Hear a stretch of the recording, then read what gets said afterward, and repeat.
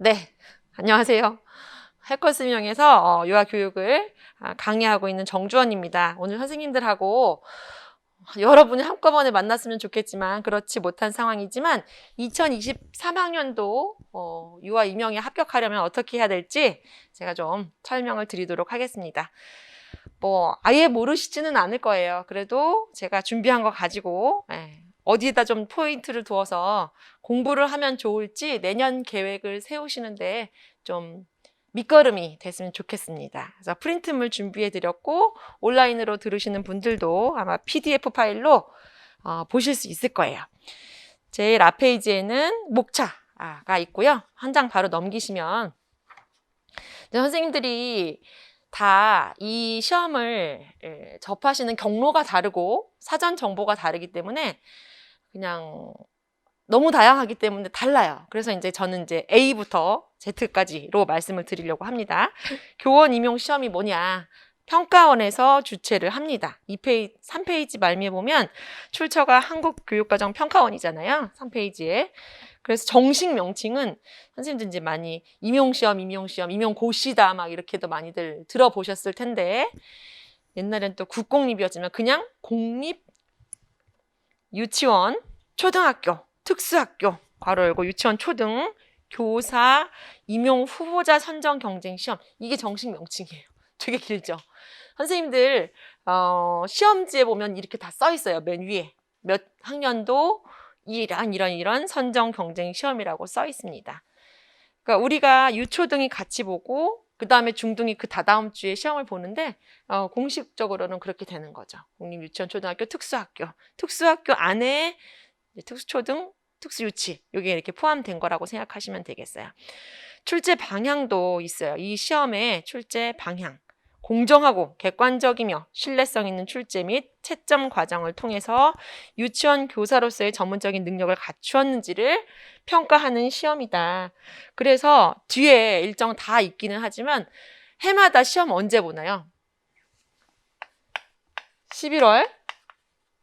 언제 봤는지 잘 기억 안 나시죠? 기억 안 나시나요? 맞아요.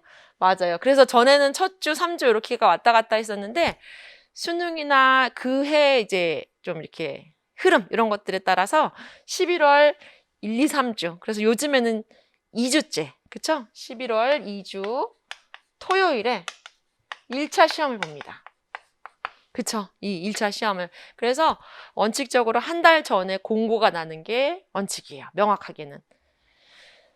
그래서 평가원에서는 이렇게 공정하고 객관적으로 선생님들이 항상 그렇게 느끼지 않아서 그게 문제지만 그렇게 준비를 해서 문항을 출제합니다. 근거 법령, 교육공무원법과 교육공무원 임용 후보자 선정경쟁시험 규칙 요 두 가지 법령을 근거로 해서 시험 문제를 출제하죠.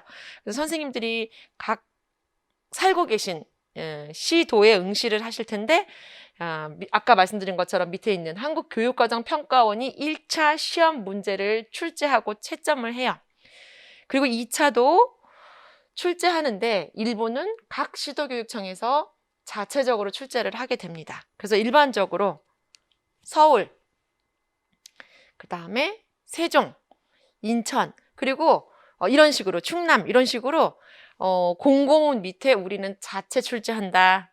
평가원 문제를 사용한다. 이게 제시가 되어 있어요. 서울이나 경기는 자체 출제죠. 거의 많이. 2차가.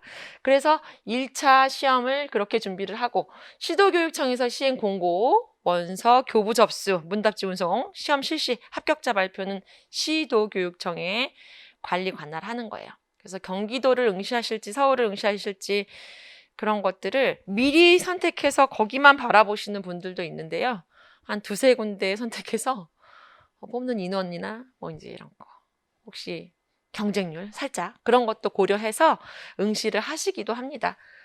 가장 좋은 거는 본인의 삶의 터전과 인생이 걸린 문제니까 그런 것들로 결정을 하는 게 맞죠. 자, 시도교육청하고 한국교육과정평가원이 관리를 합니다. 자, 각 시험 일정 마찬가지로 각 시도교육청 홈페이지에 약간 하루 차이 반 반나절 차이 정도는 나요. 근데 같은 날 동시에 공고를 합니다. 그래서 각 시도 공고문을 참조를 하면 되겠죠. 제일 중요한 거죠. 무슨 시험을 어떻게 볼 것이냐. 그래서 교직 논술이 20점, 전공이라고 하는 교육과정이 80점 만점이에요. 시험 봐보신 분도 있고 완전히 처음 나는 시험에 대해서 모르지만 한번 들어본다 하시는 분들도 있을 테니 교직 논술이 1교시예요. 1교시. 몇 시에 시작하죠? 1교시가 09시에 시작합니다. 그래서 1시간 동안 60분 동안 진행이 돼요. 재작년까지 원고지 형식으로 나왔는데 올해 그냥 줄글 형식으로 쓰게 되어 있습니다. 그래서 20점이 만점이고요. 한 문제를 가지고 60분 동안 시험을 보게 돼요. 교직 논술인데 유치원 교직 논술이에요. 초등하고 합쳐지지 않고 유아 관련된 교직 논술입니다. 그 다음에 교육과정이 80점인데 2교시 시험 당일에 시간표. 자, 10시에 끝나서 40분간 휴식을 취하고 10시 40분에 시작을 해서 11시 30분까지 70분간 여기 140분 있잖아요. 두 개 합쳐가지고 140분이에요. 그래서 여기서 70분 시험 보고 그래서 이때는 유치원 교육과정 A형 그리고 3교시에는 마찬가지로 40분 쉬고 그러니까 12시 10분이겠죠. 12시 10분부터 시작해서 똑같이 70분 그래서 1시 여기가 30분이 아니죠. 끝나는 시간은 제가 정확히 알고 있어서 자 11시 50분에 2교시가 끝나고요. 여기 12시에 70분이니까 맞죠? 그래서 12시 40분, 12시 30분에 시작해서 13시 40분에 그랬었나 싶기도 하실 거예요. 시험 봤던 분들은.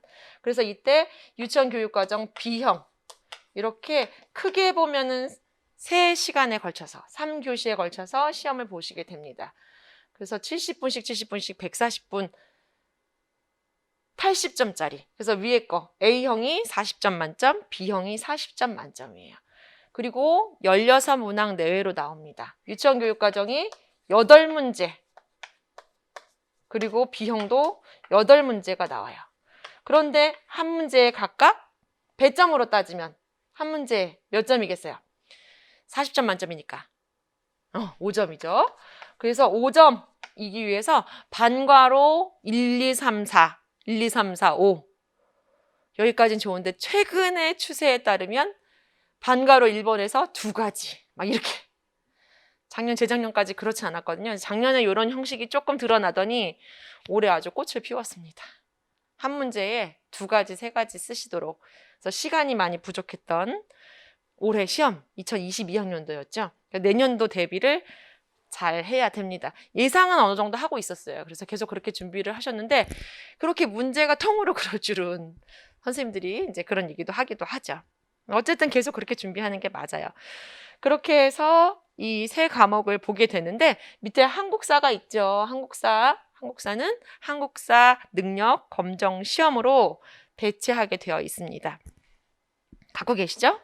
다들 갖고 계실 테고 없으시다면 이게 유효 기간이 있어요. 5년 이내에 딴 것만 돼요. 딴 지 오래됐으면 다시 따야 돼요. 그래서 한국사 능력 검정 시험은 1년에 4번이 있습니다. 속설에 의하면 초반에 시험 문제가 조금 더 비교적 쉽다는 말들이 있어요. 그래서 한국사 자격이 없으신 분들은 초기에 1, 2월, 5월 요때쯤에 아마 시험을 있는 걸로 알고 있는데 그때 미리 따둬야지 나중에 공부할 때 영향이 없습니다. 그래서 미리 한국사 능력 검정 시험을 준비를 해 두시는 게 공부하는 데 유리할 거예요. 당연하죠. 그렇죠? 전공 공부해야 되는데 언제 한국사 공부하고 있겠어요. 자, 그렇게 해서 아까 이 1차 시험에서 모집 인원의 1.5배수를 선발을 해요. 1.5배수. 그래서 예를 들어서 40명 뽑는다. 너무 적게 예를 들었나요? 100명 뽑는다. 그러면 1차에서 150명을 합격시킵니다. 그럼 나머지 50명은 어디서 떨어뜨리냐? 2차에서. 그래서 1차에 합격된 사람들만 2차 시험에 응시하게 되는 거죠. 3페이지에 보시면. 그래서 그 2차 때 1차에 붙은 사람들끼리만 이 2차 시험을 보게 돼요. 크게 보면 두 가지예요. 면접하고 수업. 그래서 이것도 시도마다 다 다양합니다. 이거는 아까 말씀드린 교육과정 평가원에서 일반적인 유형으로 제시한 건데 교직 적성과 심층 면접이 예를 들면 40점, 교사학습 과정이 뭐 10점, 15점 이런 식으로 지역마다 배점이 달라요. 경기도 같은 경우에는 수업 실현에다가 수업 나눔이 있죠. 서울도 수업 실현에 반성적 성찰이 있고 충남도 올해부터는 수업 성찰이 있어요. 이렇게 점점 성찰이라는 게 포함되는데 준비하시면 돼요. 어렵지 않습니다. 수업 실현을 하고 그 수업에 대해서 되돌아봐서 이론적으로 면접처럼 설명하는 그런 과정이에요. 경기도가 집단 토의가 재작년까지 있었는데 작년 코로나로 없었는데요. 올해는 있을지 없을지 다음 수요일에 확정이 날 거예요. 1차 그 공고 때는 있다고 나왔었어, 경기도 집단 토의가. 근데 이제 수요일에 1차 발표가 나면서 있을지 없을지는 알 수 없게 되겠죠.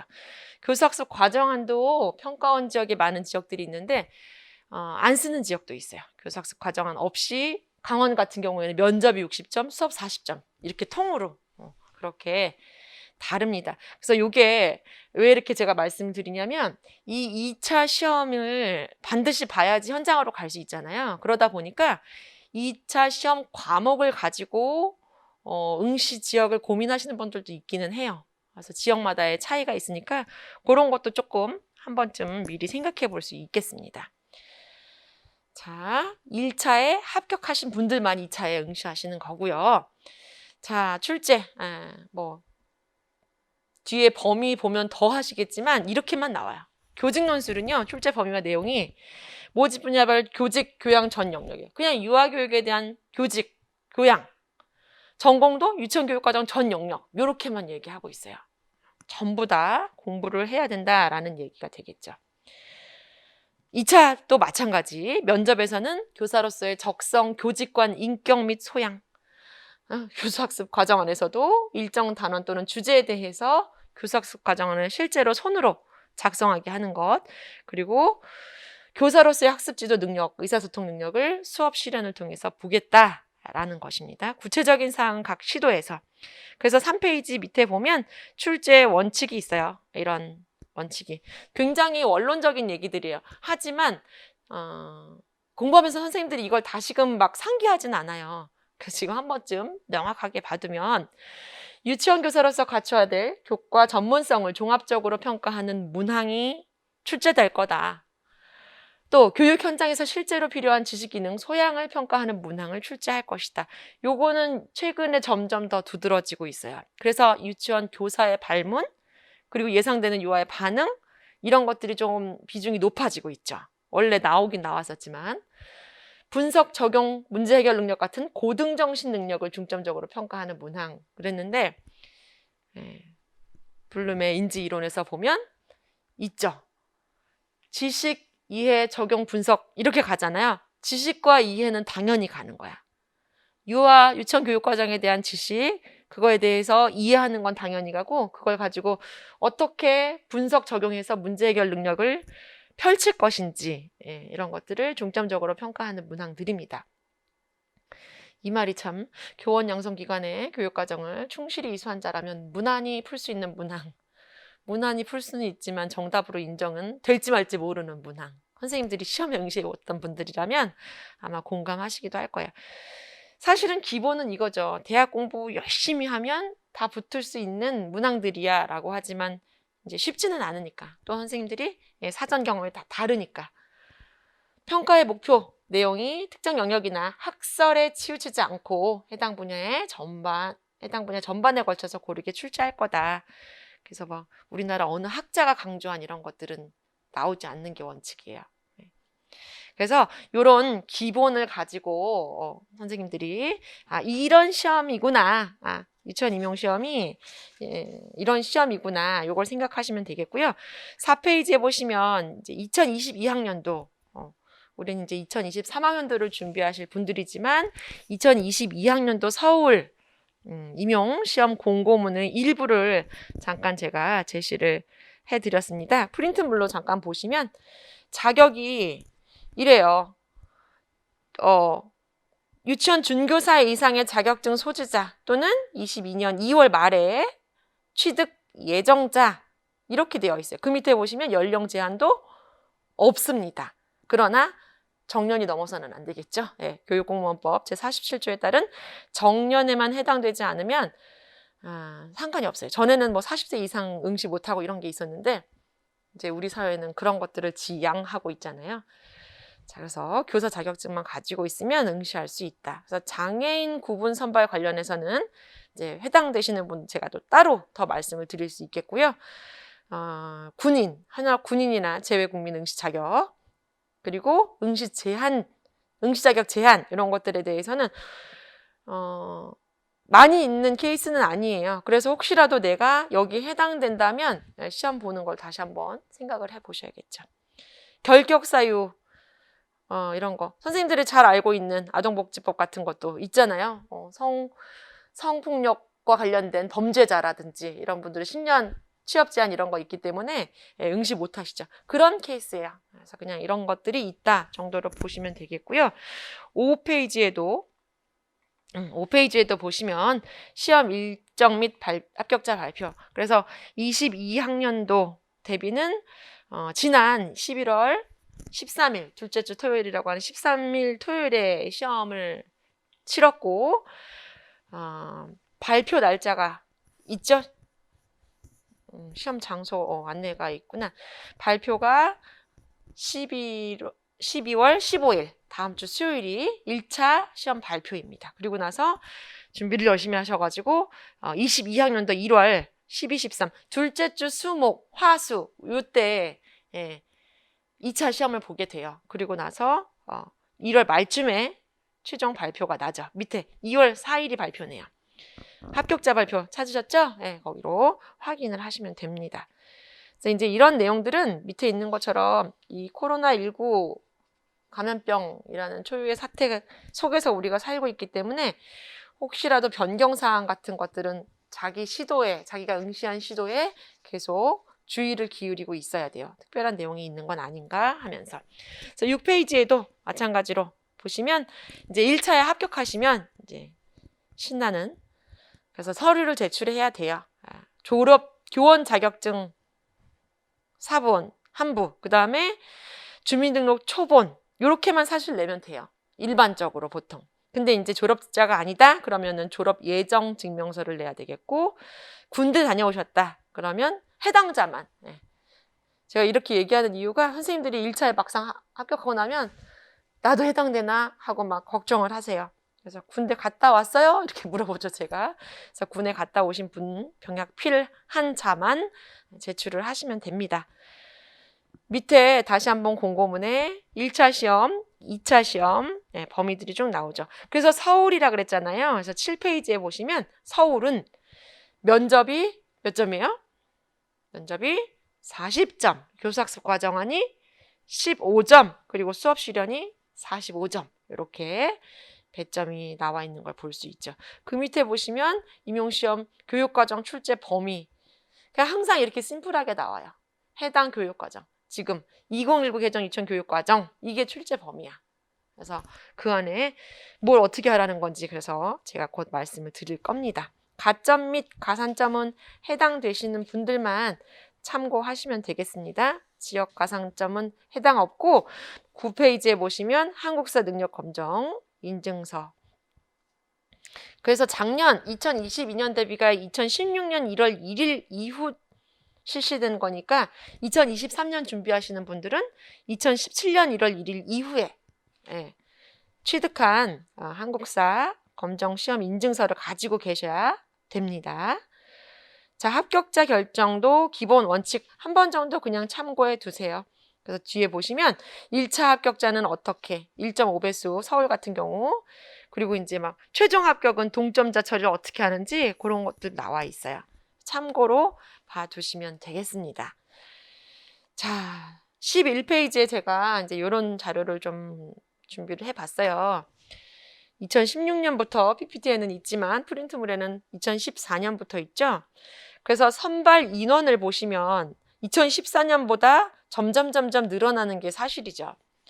6, 7년도 늘어나다가 2018학년도에 쭉 2019 출시 여기 표에 없지만 2019 출시는 482명 이렇게 해서 2019를 합치면 1300, 1400 이렇게 돼요. 그쵸? 그렇게 해서 프린트물이랑 같이 보시니까 1000명대가 넘었다가 2022년 작년에 이렇게 500명대로 확 떨어졌어요. 그래서 이게 일시적일 것이냐 아니면 앞으로의 추세를 반영한 것이냐 그것도 한 번쯤은 고민해 볼 수 있죠. 그래서 지원자를 보시면 점점 늘어나는 게 사실이야. 많이 뽑으니까 많이 응시하시는 게 사실이죠. 이것도 마찬가지. 선생님들도 응시하려는 이제 목표와 의도가 비슷하게 맞물리는 것처럼. 근데 아까도 말씀드린 것처럼 이렇게 명수가 확 줄은 거잖아요. 반 이상 줄었어요. 선생님들이 공고 났을 때 굉장히 충격을 많이 받으셨거든요. 근데 이제 이게 여러 가지 상황을 봐야 되기도 하지만 실제적으로 뉴스에서 늘 말하는 인구 절벽 이런 것들이 우리한테 약간 체감이 되는 거예요. 실제로 중등, 중고등, 초등과 중등 같은 경우에는 교사 많이 감축하죠. 점점 적게 뽑거든요. 근데 저는 이제 항상 그래도 우리 유아는 아직은 아니야. 왜? 교사 대 유아의 비율이 아직은 많아. 서울 같은 경우에는 아직도 만호세가 한 반에 26명이거든요. 초등 한 반보다 많은 게 현실이에요. 그래서 그거 줄이고 하면 아직은 더 많이 뽑아야 돼.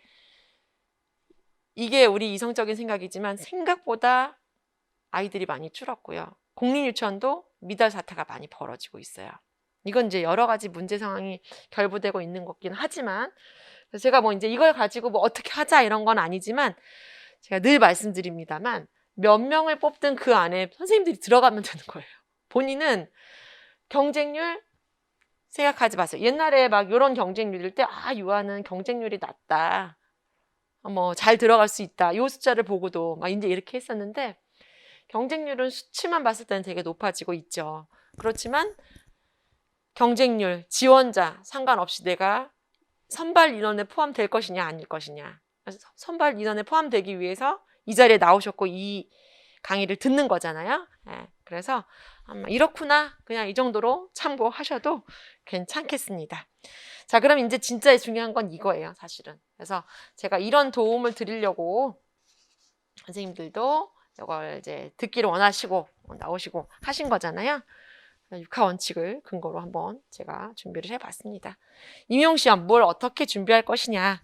내가 해야죠. 내가. 누구도 대신해 줄 수 없습니다. 내가. 언제? 지금 이 순간부터. 그래서 케이스를 말씀드려서 좀 그렇지만 실제로 굉장히 다양할 텐데 아직 1차 발표가 나지 않은 상황에서 재수를 준비하시는 분들은 정말 잘 선택한 거예요. 이게 사실은 말씀드리면 죄송한 말이지만 2차에 떨어지는 사람 데미지가 제일 커요.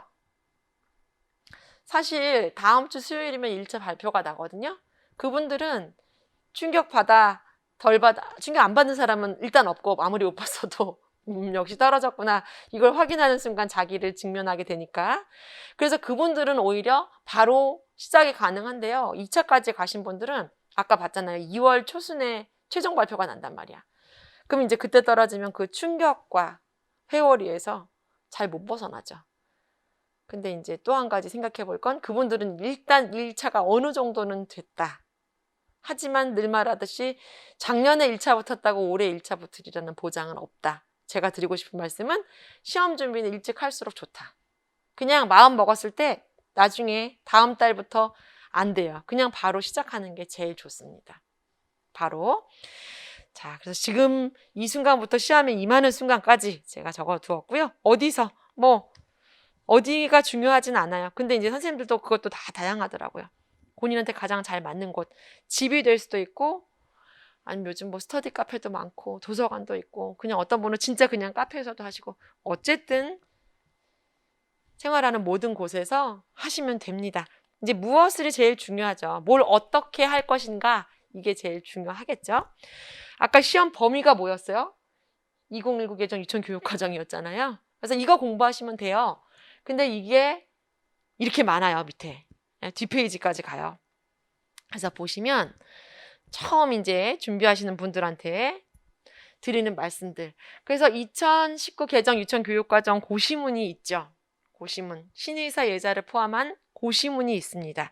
그리고 그 고시문에 따라서 해설서가 있고 놀이 실행자료, 놀이 이해자료가 있어요. 해실이 이렇게 얘기하더라. 옛날 선생님들이 다들 첫 글자 따서 많이 얘기해요. 해실이. 해설서, 실행자료, 이해자료. 그래서 여기도 공부해보신 분들도 있겠지만 생각해보시면 활동이 많아요. 활동이. 이론보다. 근데 이론도 있어요. 근데 여기 나온 것들은 당연히 잘 알고 있어야 되고 올해 시험에도 문제에 나왔어요. 다수. 잘 공부를 해야 됩니다. 그 다음에 위에 여기는 안 적었지만 프린트물에 한국사 미리 준비 꼭 해두시고요. 나중에 한다 생각하지 마시고. 자, 그 다음에 유치원 교육과정 지도서가 있는데요. 이거는 새 2019 교육과정에서는 나오지 않았어요. 이전 교육과정 지도서가 있고 지금은 놀이자료가 있어요.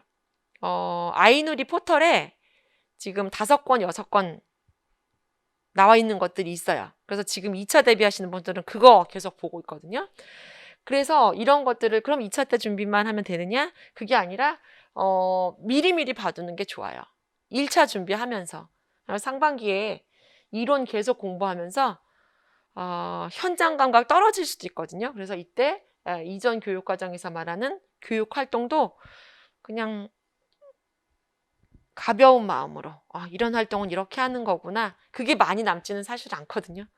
나중에 실질적으로 큰 도움이 안 될지언정 그래도 한번 봤던 것들이 아이디어로 연결이 될 수 있기 때문에 요거는 가벼운 마음으로 보는 자료들. 마찬가지로 호남 연령 복식학급 지도서도 2015 개정 때까지만 나왔어요. 그 이전에는 계속 나왔었는데 이번에는 특별히 따로 나오진 않았어요. 하지만 요것도 같이 공부를 해야 된다 싶어서 이제 교재에 같이 수록을 해 두었습니다. 그리고 교육부 자료라는 게 있죠. 아까 놀이 자료도 있다 그랬는데 교육부에서 해마다 장학 자료라는 이름으로 제시를 해뒀죠. 그래서 그런 것들도 전공 공부하면서 같이 공부를 해야 돼요.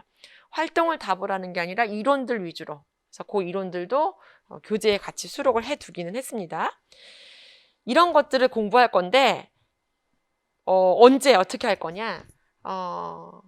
이제 1월부터 쫙 어떻게 하면 되는지 제가 말씀을 드릴 거지만 1, 2월에는 이런 공부를 해요. 개론반이다 해가지고 유아교육 개론, 유아교육 과정 발달 심리, 교사론, 부모교육, 생활지도와 상담, 뭐 교수법, 놀이론, 운영관리 평가, 연구복지, 사상사, 법은 이제 또 나중에도 볼 수 있겠지만 이런 것들 선생님들 다 전공하면서 학교에서 배웠던 과목들이잖아요. 필수, 거의 필수 과목들, 전공 필수 과목들 이런 것들은 이제 1, 2월에 전반적으로 다루게 돼요. 그리고 나서는 신의사 예자로 들어가죠. 그래서 신체운동 건강 영역에서는 건강, 안전, 뭐 영양교육, 체육교육 이런 것들이 포함이 되고 의사소통 영역은 유아 언어교육이나 유아 문화교육. 그래서 선생님들한테 다 질문을 해봐도 어느 학교는 4년에 걸쳐서 2과목 다 하는 데도 있지만 둘 중에 하나만 하는 것도 있고 뭐 우리는 사회교육 뭐 안 배웠어요 이런 데도 있긴 있거든요. 근데 시험에서는 어느 학교에서 배웠건 안 배웠건 상관없이 다 다루고 있다는 거예요. 자, 유아 사회교육이라는 사회관계 영역 안에서도 이게 뭐 책 제목은 아니지만 교육부 자료 이런 게 다 다뤄지고 있어요. 사회성, 도덕성, 세계 이해 다문화, 장애, 역사, 지리, 경제, 협동, 인성, 근로, 통일 이런 거. 그리고 예술 경험 영역에서도 음악, 미술, 동작 교육이나 신체 표현. 동작 교육 같은 경우에는 신체 운동하고 예술 경험이 중복되기도 하지만 또 다르죠. 중복되지만 달라요. 그래서 그런 것들을 구분하면서 공부를 하셔야 되고 자연탐구 영역에서는 유아 수학 교육과 과학 교육 이런 과목들을 공부하게 됩니다. 그래서 사실 제가 여기까지 말씀을 드리면 설명회를 계속 하다 보면 선생님들이 이제 깜짝 놀래요. 한 과목이라고 안 했나요? 이렇게 맞나요? 했지만 아까 출제 원칙이 있었잖아요. 대학에서 배웠던 내용들. 그래서 이 내용을 다 공부하셔야 된다라고 생각을 기본적으로 하시면 되겠습니다. 자, 그래서 프린트물 13페이지도 있는데요. 제 교재예요. 그래서 교육 개론 동문사 출판사에서 제가 만들었는데 요 두 가지는 유아교육 개론 1, 2 그리고 요 뒤에 거는 교육과정 1, 2 둘 다 동문사에서 만든 그 책인데요. 요거랑 더하기 프린트물로 매주 제가 그래서 기출문제라든지 아니면 추가 자료라든지 그리고 괄호 넣기라든지 매주 그런 프린트물을 준비해서 드릴 겁니다. 자, 그 다음에 그러면 이제 뭘 공부해야 되는지 알았어. 그럼 이제 어떻게 할 것이냐? 어떻게? 이제 우리에게는 1년이라는 시간이 이제 똑같이 주어지게 되는 거죠. 1년이라 그래도 10개월이야, 10개월. 1월에 공부를 딱 시작한다라고 생각하면 11월 2주니까 한 10개월을 딱 머릿속에 생각을 하셔야 되는데 강의를 한 번 이상, 두 번 이상 들으신 분들은 더 이상 강의는 제가 보기에는 그렇게 큰 의미가 없어요. 본인이 공부를 해야 돼요. 그리고 나는 한 2, 3년에 걸쳐서 공부하겠어요. 이런 계획 잡으시면 안 돼요. 처음 시작할 때 나는 올해 안에 끝 보겠다. 이렇게 생각하시는 분이 진짜 올해 안에 끝을 보든지 아니면 아쉽게 한 번 더 준비하든지 이게 돼. 처음부터 장수 생각하시면 절대 안 됩니다. 초수생도 많이 붙어요. 선생님들이 숫자에 겁먹으면 안 돼요. 자, 그래서 어쨌든 강의를 들으면서 공부를 하시는 게 좋은데 계획표 짜고 시간표 짜는 거를 너무 형식에 치우치면 안 되지만 꼭 필요한 부분이에요.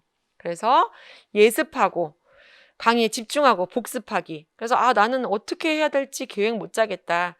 큰 고민 마세요. 제가 짠 계획표가 있어요. 그래서 매주 요만큼 진도 나갑니다가 미리 안내가 돼요. 그러면 그걸 예습하고 강의 집중해서 들은 다음에 복습을 하고 또 기본 이론, 교육 개론부터 시작해서 철저하게 마찬가지 예습하고 강의 듣고 복습하고 유치원교육과정도 그리고 관련 이론도 예습해서 강의 듣고 복습하고 이 과정이 계속 있어야 되겠죠. 그래서 공부가 이렇게 다독도 돼야 되고요. 집중해서도 해야 돼요. 그래서 통찰력도 기르고 완전히 문제 해결력도 기를 수 있게 그렇게 공부가 돼야 됩니다. 아까 말씀드린 것처럼 지도서나 놀이자료는 상반기에 정독하는 게 좋아요. 그리고 하반기에는 이런 거 볼 시간 없어요. 1차 시험 본 다음에 봐야 돼요. 상반기에 더 이상 하반기에는. 그리고 고시문 외우기 그랬는데 2019 개정 유치원교육과정 고시문 얼마 안 되죠. 과거에 비하면 아주 줄어들었습니다. 외우시면 돼요. 많지 않고요. 자, 그래서 교육과정 공부를 먼저 어떻게 할 거냐. 아까 말씀드린 것처럼 1월부터 6월까지는 그냥 머릿속에 계속 넣어야 돼요. 인풋해야 돼. 그래서 1, 2월에는 개론반, 3에서 6월반은 전공반 해가지고 예습하고 강의 듣고 복습하는 거를 계속 반복을 하면서 계속해서 머릿속에 넣어야겠죠. 그러면 6개월이 지나잖아요. 그러면 재수생하고 초수생하고 똑같은 위치에 쓰는 거야. 안 배운 거 없어. 1, 2월, 3, 4월은 재수생하고 초수생하고 천지 차이예요. 무슨 말인지 알아듣지 못하는 게 정말 달라. 근데 6월 딱 지나잖아요. 똑같아요. 각자 공부를 얼마큼 하느냐에 따라 달라요. 완전히. 그래서 6월까지 쭉 집어넣는데 선생님들한테 효율적인 방법을 제가 생각해 보니 3월부터는 1, 2월에는 구술 테스트 하자 그래도 잘 이번 끝을 못 하셔. 공부를 하긴 하는데 그래서 3월부터는 구술 테스트 그리고 뒤에 말할 논술이 시작됩니다. 그래서 요 구술 테스트는 선생님들한테 나중에 경험담 들으면 알겠지만 나중에 면접 볼 때 도움이 많이 돼요. 그리고 이론을 정립하는 데도 도움이 많이 돼요. 무슨 말이냐면 내가 이해를 잘 했는지 못했는지 제가 질문하는 구술 테스트로 대답해 보면 나와. 잘 이해됐는지 잘 이해 못됐는지. 그래서 이제 온라인으로 들으시는 분들이 그래서 이제 직강생은 당연히 그렇게 하는데 인강으로 들으시는 분들도 원하면 할 수 있어요. 근데 선생님들이 섣불리 이렇게 시도는 잘 못 하시는데요. 원하면 언제든지 요즘에는 줌도 잘 되고 화상 강의 통화가 잘 되니까 원하시는 분들은 충분히 할 수 있습니다. 그래서 요때 조금씩 3월부터 이제 뱉어보는 거야. 1, 2월에 내가 공부를 잘했는지, 제가 이제 외우라고 하는 걸 선생님들이 잘 외우셨는지 점검이 되는 거죠. 3월부터는. 6월까지 계속. 그래서 3월부터는 그렇게 진행이 되고, 그 다음에 7, 8월에는 이제 영역별로 6월까지 다 배웠다 그랬잖아요. 6월까지 다 배웠으니까 이제 7, 8월에는 영역별로 또 문제풀이를 하게 됩니다.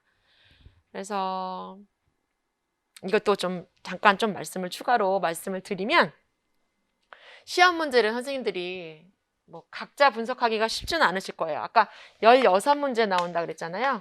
16문항. 근데 그 16문항이 신, 의, 사, 예, 자, 이 5가지 영역이 각각 2문항 정도씩 나온다고 보면 돼요. 평균적으로. 그럼 어떻게? 10문항.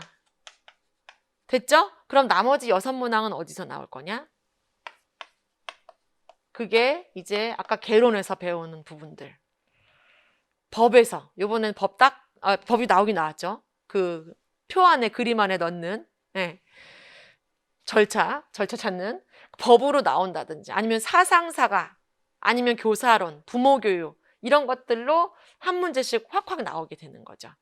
그래서 이제 1, 2월에 배우는 부분도 무시할 수 없겠고, 신의사예자 이렇게 10문항 정도. 그래서 1, 2월에 요만큼 비중도 비슷하게 맞춰가는 거죠. 여기서 이제 10문항 이렇게 보통 출제가 돼요. 많이.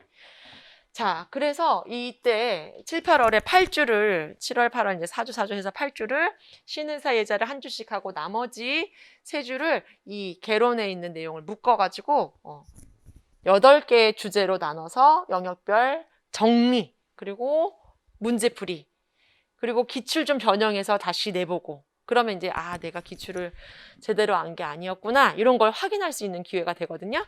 그래서 요때 7, 8월에 조금씩 아웃풋 하면서 핵심 정리된 거 계속 반복하고, 내가 무슨 영역이 약하구나 하면서 계속 공부를 하시고, 그 다음에 9월, 10월에는 이제 실전 모의고사. 그래서 진짜 요 시간표대로, 그 대신 40분씩 쉬지는 않아요. 40분씩 쉬지는 않고, 모의고사를 제가 출제한 문제로 논술, 교육과정 A, B 이렇게 해서 매주 시험 보고, 중요한 건 제가 채점해드리고 첨삭해드리고, 이렇게 쓰는 건 답으로 인정돼요, 안 돼요?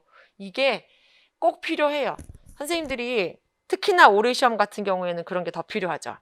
나는 맞다고 생각했는데 답으로 인정되는지 안 되는지 알 수 없는 부분들. 그래서 출제 의도와 함께 이런 단어는 꼭 들어가야 됩니다를 첨삭을 해드려요. 그래서 채점해드리고 점수 내보고 8주 동안 점수가 올라가는지 내려가는지 체크를 계속 하죠.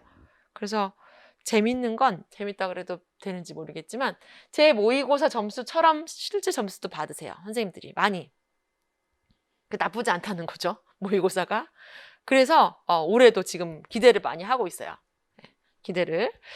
자, 그래서 100점을 향해서 목표는 항상 저는 이제 그 지역 수석, 서울 수석, 선생님 내년 서울 수석, 이렇게 뭐 경기 수석, 제주 수석 이렇게 해서 적어 놓으시라 그래. 초에는. 그러다가 이제 점점 몇 등 안에 들어야 되겠어요. 이렇게 현실적으로 오기는 하는데, 목표는 크게 잡는 게 맞아요. 누가 턱걸이만, 제가 이제 그것도 실제 사례인데, 그 선생님하고도 얘기했어. 자기가 꼴찌르라도 문 닫고 들어가기만 해도 좋겠어요 했더니 닫힌 문 앞에 서 있더라는 거야. 체험담이거든요. 그래서 선생님 내가 그 얘기 좀 강의 때 쓸게 그랬더니 쓰시래. 꼭 써라고 얘기했어요. 물론 그 다음 해에 붙었죠. 제가 그 말을 듣고 가만히 있었겠습니까? 맨날 선생님 수석해야 돼 이렇게 얘기해주기도 하고, 본인도 그렇게 의지를 다졌으니까. 그래서 목표는 높게 크게 잡는 게 맞아요. 그렇게 해서 계속 달려나가야 됩니다. 그렇게 하고 나서 1차 시험이 끝나면, 아까 시작 전에 말씀드렸나요? 지금도 진행하고 있지만 완전히 진짜 나는 이거 진짜 시험상을 봤다, 이거는 진짜 점수가 나올 수 없다, 이런 분들 빼고는 2차 준비를 1차 시험 끝나자마자 하는 게 맞습니다. 어느 날 갑자기 수업 실력이 좋아지지 않아요. 이것도 실제 사례인데, 경기도에 컷으로 붙은 A 선생님이 있고요. 컷 플러스 0.3, 0.7, 그때는 이제 부분 점수가 있었으니까 그렇게 붙은 B 선생님이 있었어. 근데 A 선생님은 나는 뒤로 갈 수 없어, 더 이상은. 그래서 끝나자마자 진짜 이악 물고 열심히 준비했어요.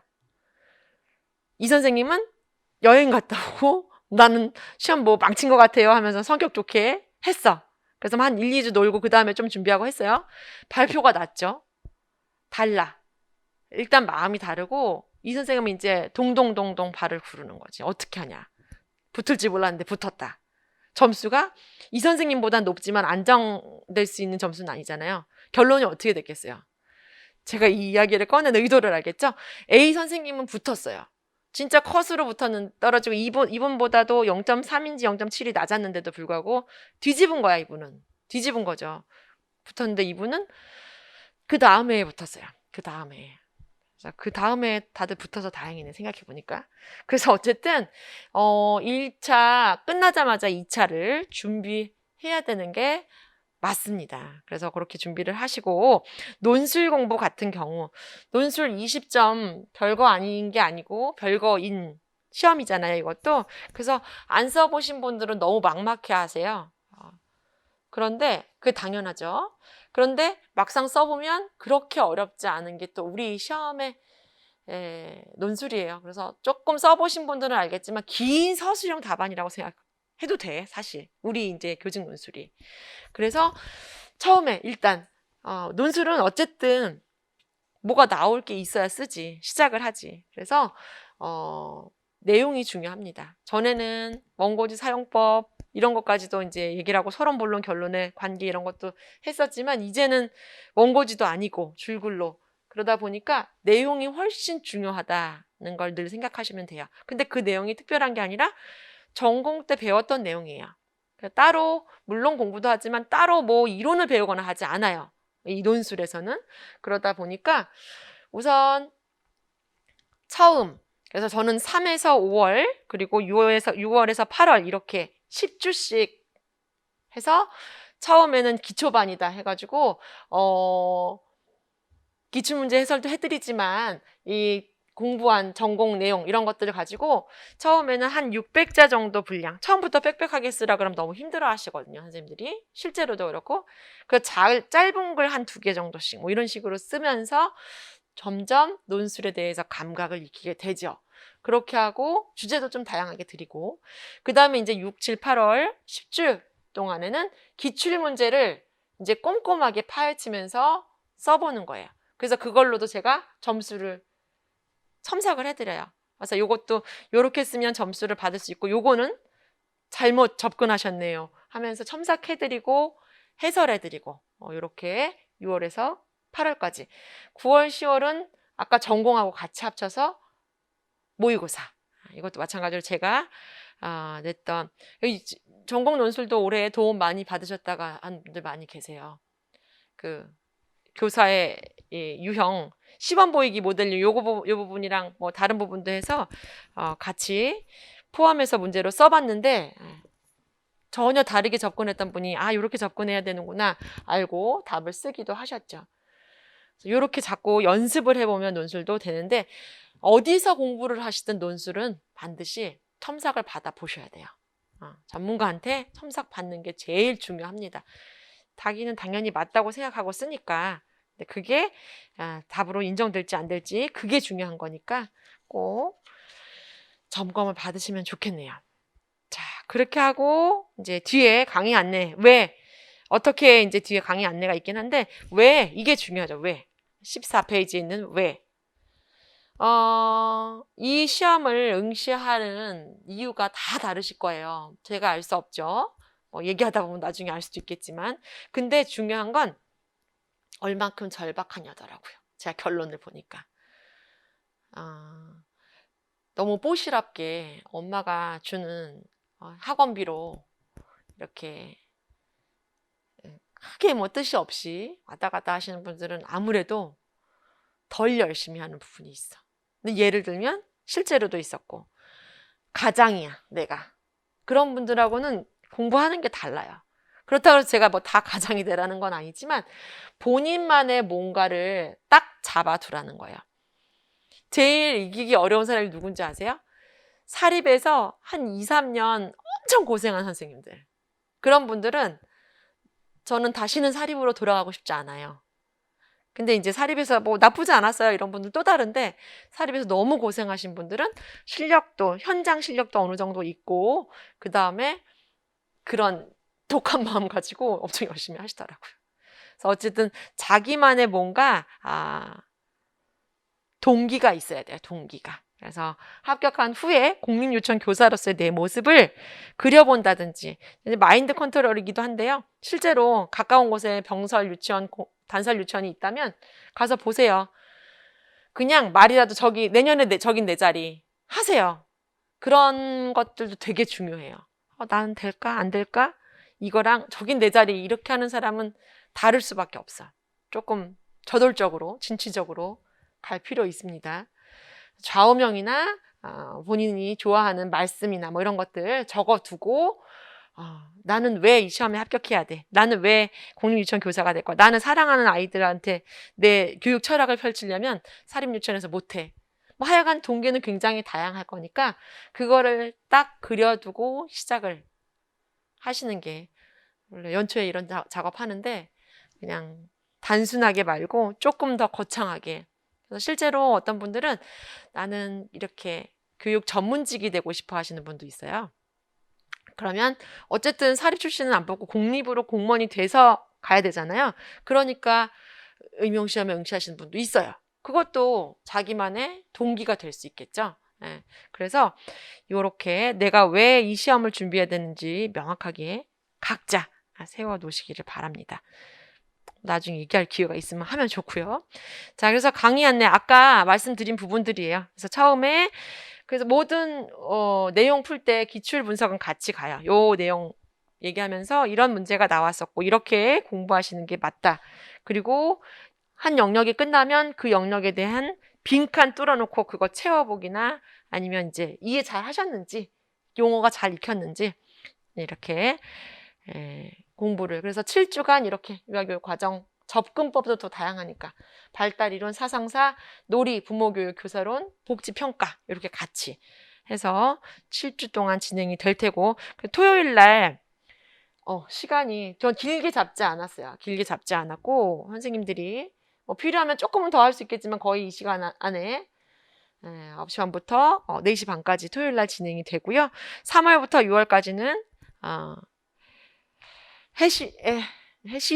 해실이라고 하는 해설서, 실행자료, 이해자료 얘를 가지고 기출문제 다루면서 내용 다루고 마찬가지로 매주 이때 확인학습하고요. 구술면접 같은 거 그래서 1차, 2차 같이 준비하는 방법으로 실력을 좀 향상하실 수 있도록 그래서 이때는 시간이 10시 40분부터잖아요. 그래서 사실 요 뒤로 넘어갈 수도 있는데 이 앞에 교직논술을 앞에다가 시간을 넣었어요. 전에는 금요일하고 토요일 했는데 이게 선생님들이 이제 코로나 때문에 오고 가는 이런 시간들도 그렇고 생각을 하다 보니까 토요일 오전에 교직 논술이 있어서 전공은 이렇게 진행이 됩니다.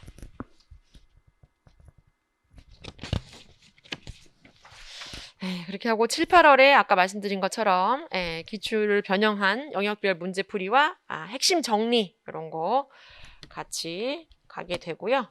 그 다음에 밑에 2차 대기 실기반, 2차 대비 실기반. 그래서 요거 7, 8월에 수요가 있으면 진행하기도 해요. 소수로. 그래서 아까 말씀드린 것처럼 이런 분들은 작년에 1차 붙었는데 2차 많이 떨어지신 분들이 많이 좀 오세요. 그래서 요거는 패키지에는 포함되어 있지 않지만 이제 있다면 안내를 통해서 선생님들이 관심을 가지시면 되겠고요. 9월, 10월에는 실전 모의고사. 계속 말씀드리지만 문제도 중요하지만 채점, 첨삭 이게 굉장히 중요한 단계이지요. 잘하고 있다고 생각하지만 확실하게 점검을 하는 게 필요해요. 논술반하고 통합해서 진행이 됩니다.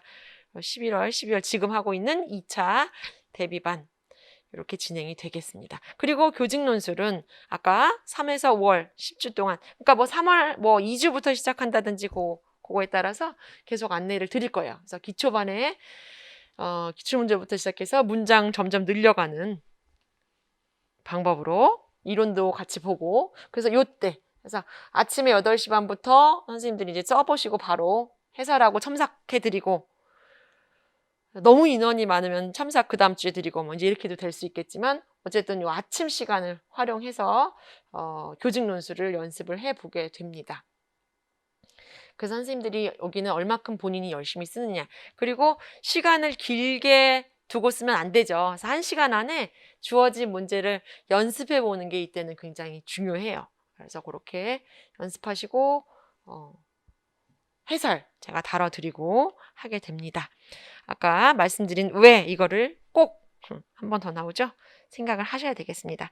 17페이지부터는 합격 수기예요. 그래서 그냥 한 번 정도 참고로 읽어두세요. 케이스는 다 다르기 때문에 저는 이제 합격 수기 선생님들이 다양하게 있지만 소개하면서 선생님들이 이 주인공이 되죠. 사실 이분은 이제 그렇게 큰 선생님들한테도 이렇게 해서 붙었구나 하지만 인생에 큰 의미가 있는 건 아니잖아요. 그렇죠? 이런 케이스. 선생님들도 각자 이런 합격 수기를 쓸 수 있는 그런 사람이 돼야 되겠죠. 자, 그래서 안내를 쭉 해드렸고요. 이제 25페이지부터는 적을 알고 나를 알자해서 기출문제. 올해 기출문제예요. 평가원에 가면 기출문제 다운받아서 볼 수 있습니다. 그래서 선생님들이 그냥 피상적으로 보는 거 말고 이제 수업 시간에 해당되는 진도에 따라서 보게 될 텐데, 올해 시험 문제는 이런 게 나왔구나. 한 번 더 보시게 수록을 해드렸습니다. 이렇게 1년이 지나면 내년 이맘때는 나도 2차 준비로 열심히 달리고 있겠구나. 좀 더 내 꿈에 가깝겠구나. 이제 이런 생각도 해 보실 수가 있을 거예요. 그래서 선생님들이 이 시험 준비를 시작하면서 제가 말씀드리고 싶은 건 아까도 말씀드렸지만 사실은 외로운 싸움이거든요. 그리고 이제 혼자 공부해야 되는 게 맞아요. 그렇지만 이제 바로 주변에서 가까이 보다 편안하게 조언을 듣는다든지 아니면 질문에 답변을 듣는다든지 그런 존재가 있으면 좋잖아요. 그렇게 제가 해드릴 수 있을 것 같아서 제가 좀 요즘에 계속 말씀드리지만 제가 막 수강생이 막 몇천 명이야, 몇백 명이야. 그러면 그게 쉽지 않겠지만 그렇지 않기 때문에 선생님들의 요구에 바로바로 응답을 좀 해드릴 수 있고 그런 도움을 드릴 수 있어요. 그래서 제가 담임제라는 말을 그래서 계속 씁니다. 제가 맨 앞에 타이틀도 그렇게 넣었거든요. 그래서 공부하는데 슬럼프가 올 수도 있겠지만 그 슬럼프도 어떻게 견디고 지나가느냐, 경험자들 얘기도 좀 이렇게 들려드리면서 이렇게 1년을 잘 준비하면 좋은 결과가 있지 않을까, 그런 생각을 해봅니다. 설명해 들어주셔서 감사하고요. 질문은 언제나 제 카페, 이 프린트물 맨 밑에 보면 제 카페, 다음 카페 주소도 있으니까 거기를 활용하셔도 좋겠습니다. 열심히 준비하는데 도움을 드리고 싶으니까 관심 많이 가져주시면 좋겠네요. 마칠게요. 감사합니다.